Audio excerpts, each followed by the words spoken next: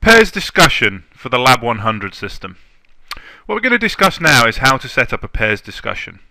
Pairs discussion is a great way of setting up a class and immediately via one click setting up pairs.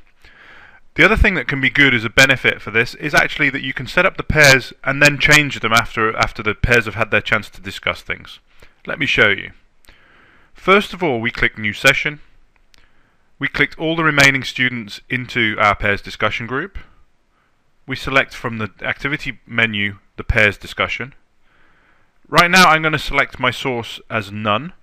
However, what I'm going to do is I'm going to use a file here which I'm going to place onto the projector with the questions that I'd like the students to discuss. What I'm going to do now is I'm going to start talking to the students to explain what we're going to do. I do so by clicking Session Call. Right now, as you can see by the icons here, I'm speaking directly to the students, and I'm going to give them information to tell them that we are doing a pairs discussion exercise. Once I've completed giving the information, I click Session Call again.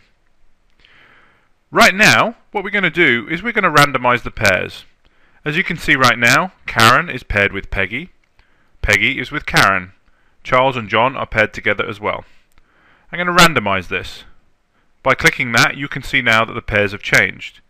This is great if you want to have short pairs discussions in a class where you give 10 minutes for the discussion and then quickly change the pairs afterwards. What we're going to do now is we're going to start the activity. By clicking Start, the students will begin to discuss in pairs. Right now, as we can see, the students are discussing with each other, so John and Karen are having a discussion. If I want to listen into their discussion, I can do so by clicking on the icon here, and right now you will see that we are listening in to Karen and we can hear the conversation that she's having. If I wanted to actually interject and give some information to Karen or to John, I could do so by clicking the intercom, and right now, as you can see, I am actually speaking directly to Karen and to John in their pairs discussion. I'm going to click Close, and now I'm going to listen in to Charles and Peggy.